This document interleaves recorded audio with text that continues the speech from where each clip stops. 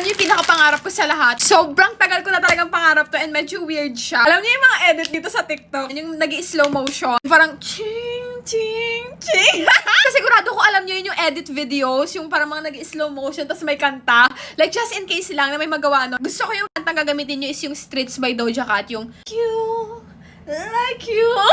Every time na nakikinig ako sa music, iniisip ko nasa edit ako, vibes. Like, iniisip ko nasa music video ko. So, kung makita yung sarili ko na nag-slow motion ako, tapos may mga umiilaw-ilaw na effect na ching, ching. Matagal ko na talagang gusto sabihin sa inyo yun, kaso lang nailimutan ko siya lagi ikwento. Buti na lang yan, naalala ko na siya ngayon. Pero pag inisip mo na yung mga nag-edit na video na ganon, like, grabe, sobrang haba siguro ng pasensya nyo. Kailangan nyo pa hanapin isa-isa yung clips nun, ganito ganyan, tapos maglalagay pa kayo na effects, slow motion. Pero wait lang, maghihilamos lang ako. Wait lang, paghilamos na ako.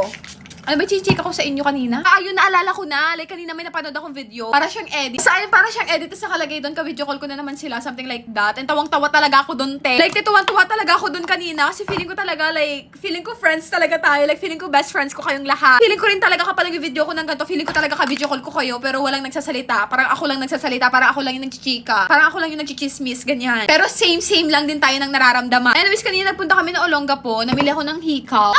Namili din ako ng kwintas. Regalo ko to sa sarili ko. Kasi to be honest, mahilig ako magregalo sa ibang tao pero hindi ako nagregalo para sa sarili ko. Pag bibili ako ng gamit for myself, lalo na yung something na medyo mahal, naghihinayang talaga ako. Ayun na nga, natapos namin yung simbang gabi kanina and ngayon magluluto na lang ako ng mga handa para sa 25. Ay, nahanap na ako ni Brick sa baba. Magluluto na kami guys. Mwah! Bye! Merry Christmas!